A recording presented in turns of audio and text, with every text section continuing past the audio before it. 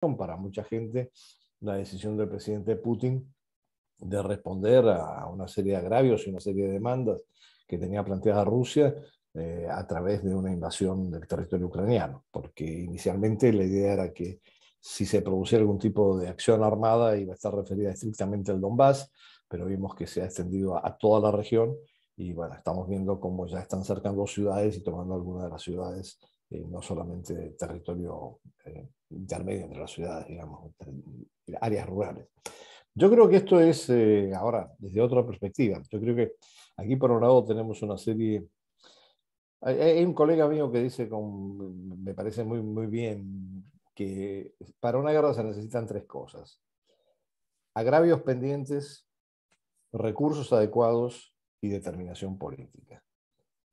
Yo creo que en ese sentido Rusia sí, y Putin, el presidente Putin en especial, sí han diagnosticado sus agravios, o por lo menos han estado reclamando, y esto ha venido en los últimos meses recrudeciéndose.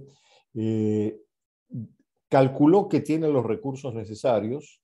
Vamos a ver cuáles son los efectos de las sanciones económicas ahora y hasta dónde llegan, y si, a ver, si efectivamente afectan a la situación económica de Rusia, hasta qué punto. Pero además tenía el tercer elemento que hasta anoche yo creo que no lo vimos del lado occidental, y es la determinación política. Putin estaba muy claro en lo que quería hacer, a lo mejor hizo cálculos inadecuados en algunos casos, pero estaba determinado a actuar y actuar de una manera decisiva. Esto es lo que configura la reclamación o la expectativa, las demandas del lado ruso, y yo creo que lo más grave es que con esto, con la decisión del presidente Putin, se produce una ruptura y una violación del derecho internacional muy grave, muy difícil de soslayar de aquí en adelante, y esto va a tener, y coincido con eso, con un opositor a Putin, que es Alexei Navalny, que está preso, que Putin lo intentó envenenar, y que dijo con mucha claridad en estos días, Ucrania va a ser para Putin lo que Afganistán fue para la dilución de la Unión Soviética. No sé si esto va a tomar más o menos tiempo, pero yo creo que hay toda una serie de razones en lo interno en Rusia y obviamente en el sistema internacional que sí justifican esa afirmación. Ahora, sí, adelante. Sí, usted habla de los cálculos de Putin, pero hay quienes consideran que calculó mal y que no esperaba tal resistencia por parte de Ucrania. Era un rival tal vez, digo, parece que es conocido porque obviamente es el vecino, pero ¿qué pasó allí? ¿Qué falló allí? ¿O qué le dio la fortaleza a Zelensky para subirse de esa manera? Porque ha sorprendido también. Yo creo que hubo varios factores que fallaron en el cálculo de Putin. Lo primero, la resiliencia de Zelensky y de su gobierno y la capacidad de resistencia, lo cual hizo que el blitzkrieg que él imaginaba, que era llegar triunfante de una vez a Kiev, no se dio. La segunda es que ahí se ha comprobado, por lo menos ciertas fuerzas de inteligencia lo dicen con mucha claridad, que la cadena de suministros necesaria para poder garantizar el avance de las tropas rusas no funcionó de la manera adecuada, por lo tanto la logística falló. Pero yo creo que hay un tercer elemento que se pierde de vista, y es la moral de las tropas rusas. Es muy difícil, y hemos visto escenas, videos, de soldados rusos enfrentando a soldados ucranianos que se rinden, hablando en el mismo idioma y comunicándose. Entonces, es muy difícil, honestamente, presumo, ¿no?, que es muy difícil dispararle a alguien en una condición de guerra que sea prácticamente del mismo grupo étnico, habla el mismo idioma y en algunos casos sea el mismo grupo religioso, ¿no? Entonces, esto yo creo que ha afectado también la moral de las tropas rusas, entre el problema logístico y el problema de tener que estar jugándose su vida en una situación en la que quizás algunos no comparten, ¿no? Y yo creo que no comparten porque las reacciones en Rusia también han sido importantes a pesar de la represión y de la censura. Exactamente, porque está prohibida las manifestaciones, pero igual hay cientos de manifestaciones desde que empezó la guerra, hay miles de detenidos y la censura a los medios que no pueden hablar de invasión o de guerra ni de víctimas civiles es evidente, ¿no? Bueno, yo lo veo en la práctica, es decir, yo tengo muchos amigos y obviamente intercambio correos y comunicaciones con muchos amigos en Rusia y yo trato de hacerlo con mucho cuidado para no exponerlos a ellos a una situación porque soy consciente y algunos me lo han señalado que bueno, esto puede ponerlos en una condición, los puede exponer a una situación que no quisiera. Ahora, esto todo es un elemento que también hay que tener en cuenta porque yo creo que Putin sí, entre sus cálculos estuvo, desde los episodios con Navalny, el incrementar la represión, la censura y la eliminación de cualquier tipo de protesta no institucionalizada. Es decir, el Partido Comunista sí está en el Parlamento, pero es como parte de la élite dominante, ¿no? Entonces, yo creo que ya hubo un cálculo premeditado en eso, en ir acentuando la represión, desmantelando las organizaciones que podían actuar como opositoras, los blogs, los espacios, los distintos espacios en las redes sociales. Y esto venía apuntando justamente a esto, que si se producía una crisis como esta, poder tener controlada la información en la sociedad rusa, ¿no? Y justo ayer tenía un debate con algunos periodistas porque, como bien saben, los medios rusos que están siendo además controlados por el gobierno de Putin, ahora han sido censurados en Europa y en Estados Unidos. Y alguien me decía, bueno, pero ¿cómo vamos a tener las dos partes? Y yo le decía, bueno, es que esa no es dos partes, eso no es información que viene de Rusia, es propaganda que viene de Rusia. ¿Cómo lo ve usted, esa censura a los medios rusos? Bueno, yo creo que la censura a los medios rusos era Por parte de previsible. Occidente me refiero, ¿no? Ah, por parte de Occidente. Bueno, Exacto. por parte de Occidente también es previsible. Es decir, nosotros hablamos mucho de libertades en Occidente, pero cuando llega el momento, a veces las decisiones se toman para controlar los procesos de información o desinformación que hacen en curso. Ahora, es interesante que los medios rusos sí han, particularmente los que actúan en América Latina, ¿no? Digo, Russia Today, Sputnik, Sí. etcétera, han tomado una posición extremadamente radical. He escuchado a algunos, inclusive son amigos míos, yo los conozco, pero que están vinculados a estos medios, que han tenido una posición extremadamente radical, intolerante. Yo diría que hasta me extrañó la reacción tan fuerte, pero me imagino que es parte de lo que está pasando en términos de la campaña, de la estrategia comunicacional que está desarrollando Moscú en estos momentos. Ahora, la contraparte es obvio, yo lo dije en un artículo, la primera víctima de una guerra es la verdad. Y eso no es para un solo lado, es para los dos lados. Entonces los dos lados evidentemente van a trabajar con campañas de desinformación, con fake news, con todo lo que puedan hacer para que la percepción de lo que ellos están haciendo sea positivo y la percepción de lo que está haciendo el otro sea altamente negativa, ¿no? Una cobertura periodística sumamente difícil porque estamos siendo bombardeados de información, en este caso, información que tiene muchos hechos ciertos, pero también tiene mucha basura informativa y muchos hechos sembrados, porque ese es el tema con la fake news, Tal que cual. a veces utiliza videos reales o situaciones reales pero de otros tiempos o de otros lugares y los hace ver como ciertos, ¿no? ¿Cómo se maneja eso? Porque estamos viviendo la guerra informativa, la guerra política y la guerra militar, ¿no? Son tres guerras a la vez prácticamente, ¿no? Es totalmente cierto. Bueno, yo creo que en eso, lo que les pasa a los periodistas nos pasa también a nosotros, a los analistas y a los expertos, porque nos vemos bombardeados con interpretaciones de lado y lado, muchas de ellas distorsionadas, y mantener una posición ecuánime es extremadamente difícil. Es decir, lo voy a ejemplificar muy claramente, uno puede condenar, y condena de hecho, una invasión del tipo que hizo Rusia, pero uno no puede ignorar que Rusia tiene agravios ciertos y demandas ciertas que le ha reclamado durante años Occidente y Occidente jamás le respondió. Entonces, en esa situación, ¿cómo uno mantiene un equilibrio? Es decir, no, yo no estoy ni con unos ni con otros, pero esto me parece mal, esto me parece bien, esto dentro del análisis me hace pensar que van por este camino o van por este otro camino. Y sí, comparto con usted, es extremadamente difícil con el bombardeo desinformativo que nosotros tenemos permanentemente.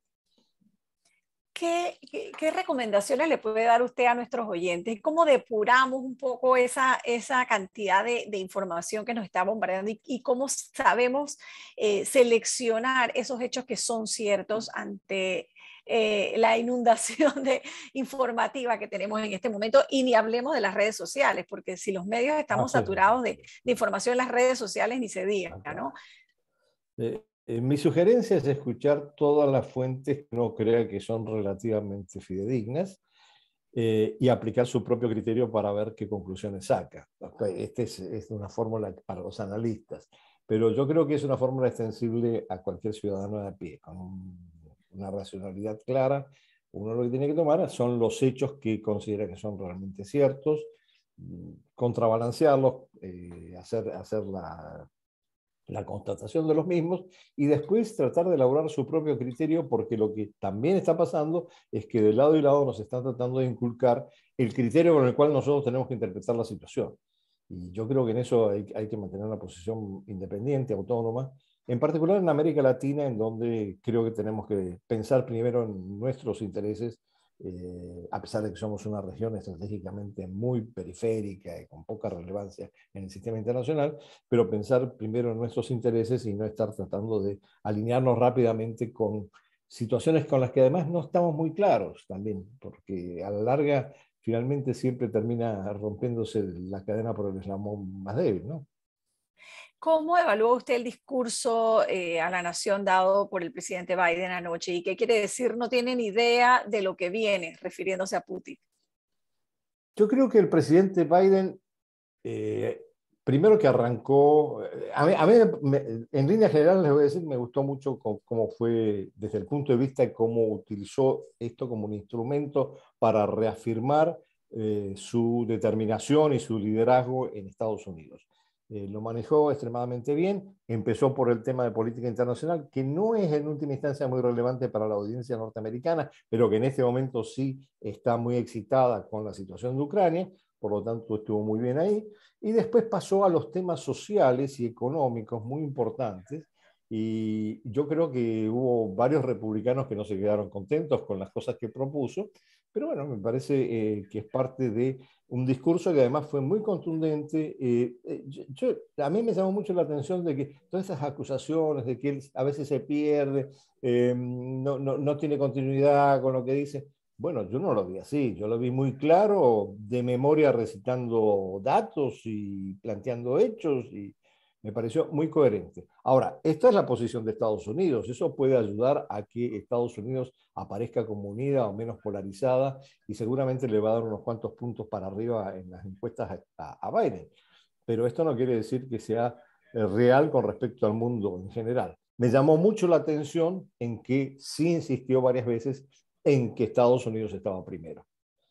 Estados Unidos está primero, lo primero que tenemos que hacer es Estados Unidos, etcétera, etcétera, etcétera. Y bueno, en función de eso yo creo que sí hay que tomarse con pinzas qué capacidad de recuperar un liderazgo global puede tener Estados Unidos en esta dinámica que ha transformado el sistema internacional, ¿no? Y ese tema de que Estados Unidos reitera una y otra vez de que no va a enviar tropas a la región, ¿no? Fue muy claro, fue muy explícito, lo reiteró de nuevo, y esto también hace pensar, bueno, a ver, muchas veces las grandes potencias sí promueven algún tipo de iniciativas, pero tampoco quieren comprometerse demasiado con un coste demasiado alto para ellos. Y esa quizás es la diferencia. Aquí yo creo que hay que marcar muy claro la diferencia entre Estados Unidos y Rusia. Para Rusia, más allá de que uno critique o no la posición de Putin, Ucrania es un interés vital para su política exterior. Para Estados Unidos no. Ucrania está allá lejos. Bueno, en todo caso es un problema de la estructura de seguridad de Europa. Vamos a ver cómo lo resolvemos con nuestros aliados. No nos vamos a meter de nuevo en guerras porque no queremos tener soldados muertos que están llegando a Estados Unidos. Entonces, no representa, digamos, el mismo tipo de prioridades que puede representar para Rusia. Y con esto, aclaro, no estoy justificando ni un lado ni el otro. Lo que estoy tratando de hacer es decir, bueno, ¿qué implica para cada uno de ellos? Y para Estados Unidos no es un interés vital Ucrania. Para Estados Unidos no es un interés vital Ucrania, pero para Europa sí, ¿no? O sea, Pero ahí hay para una Europa diferencia sí, sí, marcadísima, sí. ¿no? Sí, y yo no sé, ahora se presenta todo como un frente unido, sabemos que en los meses precedentes había muchas tensiones, había diferencias, Alemania no jugó la carta como la jugó en este último momento, más bien quería mantener su política de relación con Rusia, además por la dependencia energética que tiene, pero ahora el frente se presenta unido. Vamos a ver hasta cuánto se mantiene unido, particularmente en el Frente Europeo, y yo creo que en este contexto hay un mal cálculo del presidente, un mal timing, yo diría, del presidente Zelensky, porque en este momento, en el medio de las negociaciones con Rusia, estar planteando la incorporación a la Unión Europea pone en una situación incómoda a la Unión Europea y desde luego pone condiciones a la negociación con Rusia que difícilmente Rusia va a aceptar. Pero ya la Unión Europea ha dado el paso, ¿no? Ya la Unión Europea aceptó. No, yo no sabía que hubiera aceptado. El procedimiento de aceptación de un Estado miembro es un procedimiento extenso. Largo, claro, pero Que, dio un primer paso como en ese sentido, ¿no? Después de ese emotivo discurso de Zelensky ayer desde Ucrania, ¿no? En ese sí, video donde hasta la traductora llora y todo, ¿no? sí, hay mucha emocionalidad en todo esto, de lado, pero lo que creo que hay que tener en cuenta es que una cosa es lo que se dice y otra cosa es lo que se hace.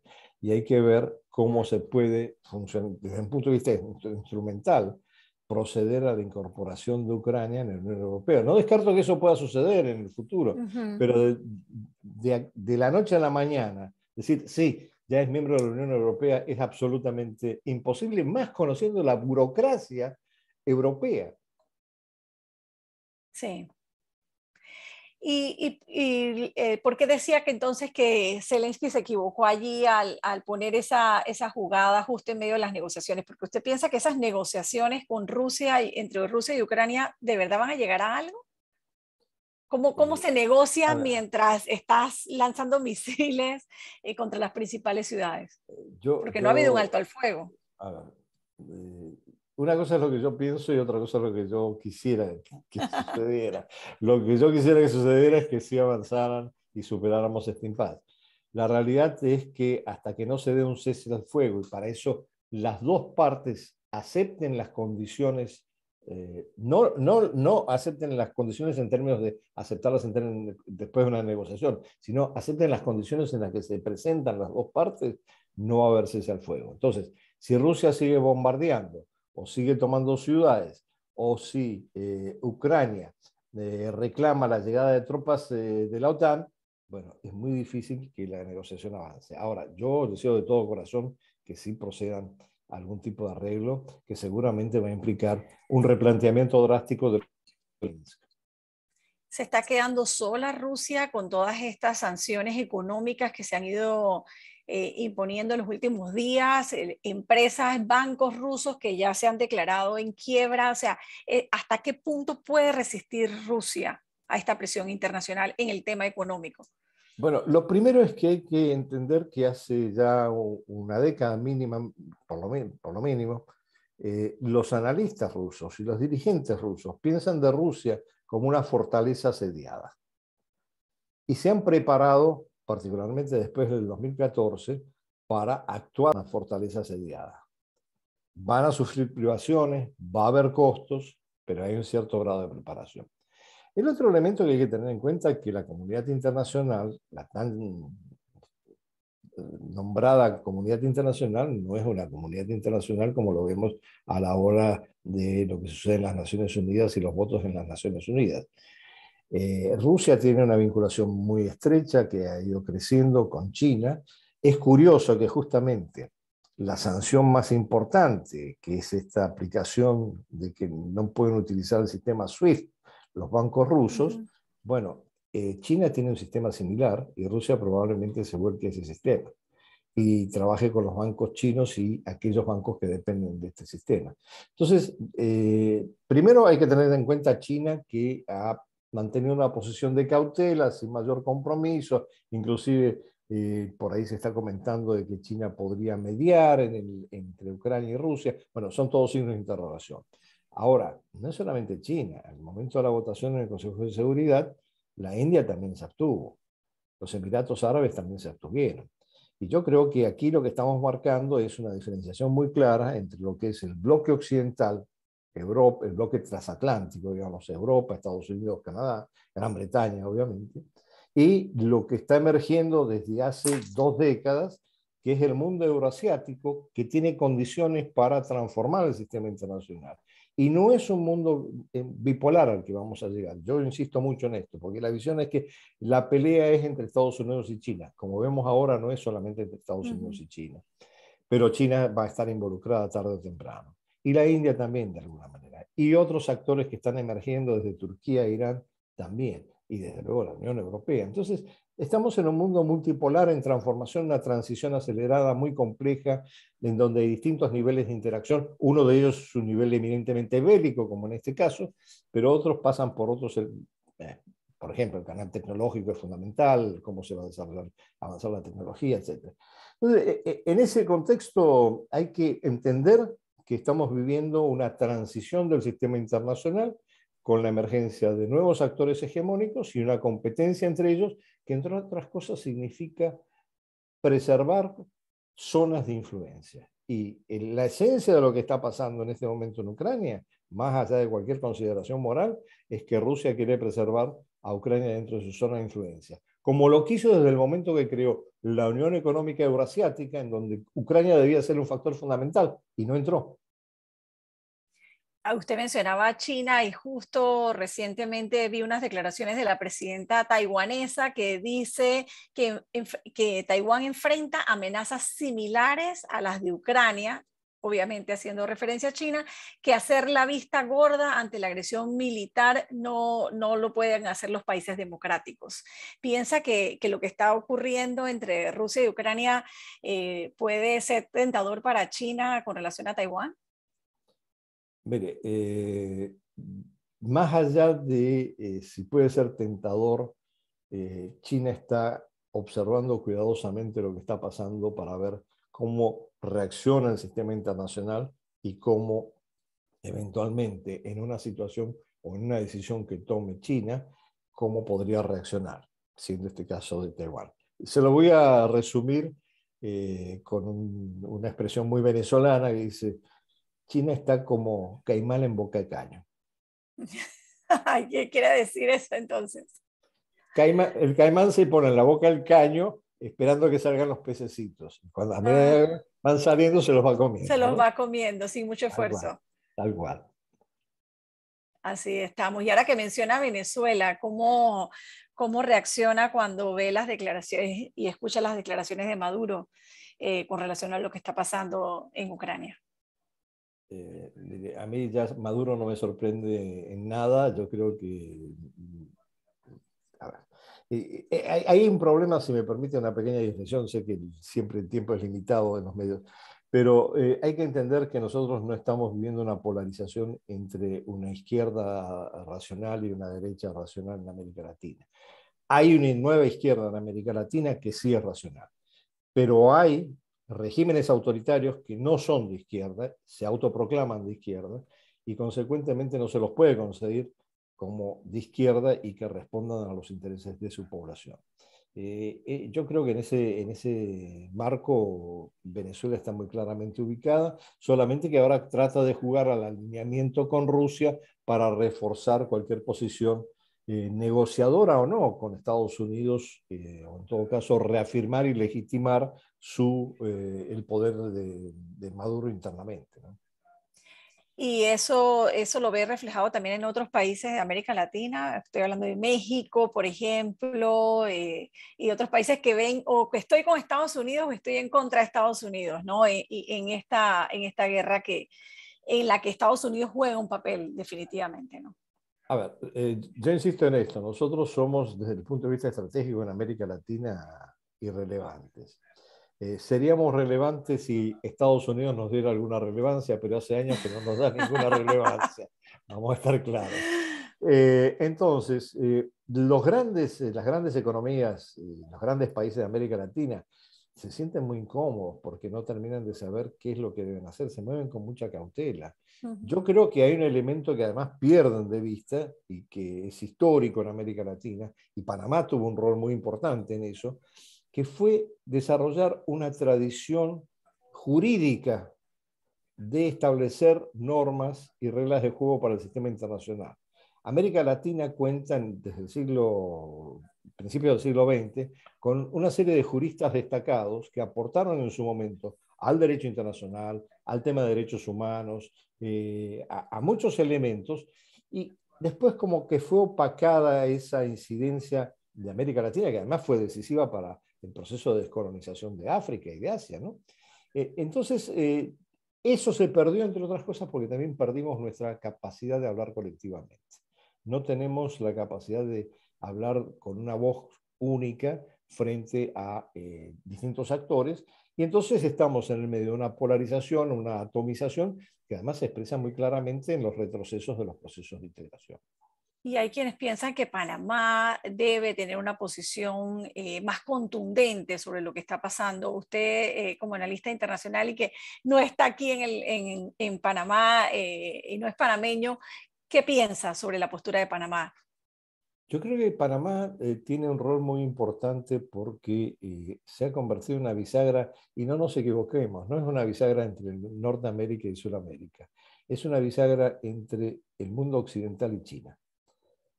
Y en eso creo que Panamá tiene que evaluar muy bien cómo mueve sus fichas, porque tiene una posición extremadamente ventajosa. ¿Puede desarrollar un poco más al respecto? Porque ahora me ha quedado aquí como yo, para yo, una yo siguiente sabía, entrevista. yo sabía que iba a Vamos a despertar tener su que hacer parte intriga. 2, parte 3. Claro, claro, es que eso da para toda una entrevista, pero amplíenos un poquito más A ver, y programamos esa segunda entrevista para hablar sobre el rol de Panamá. mire, yo creo que todos sabemos la importancia estratégica del Canal de Panamá, todos sabemos lo que ha venido desarrollándose en los últimos 3 o 4 años en términos de la relación de Panamá con China, todos sabemos cuál ha sido la reacción de Estados Unidos. Yo creo que Panamá puede jugar un rol de balance en el sentido de que, bueno, eh, el modelo a impulsar, y esto no solamente se refiere a Panamá, pero Panamá puede ser un factor importante, en toda América Latina es el modelo de diversificar nuestras relaciones y mantener los mejores equilibrios posibles para no caer en la alineación con uno o con otro. Y le voy a citar ahora un proverbio ruso, no es venezolano. El proverbio ruso dice, la ternera astuta mama de 2 vacas. Está bueno.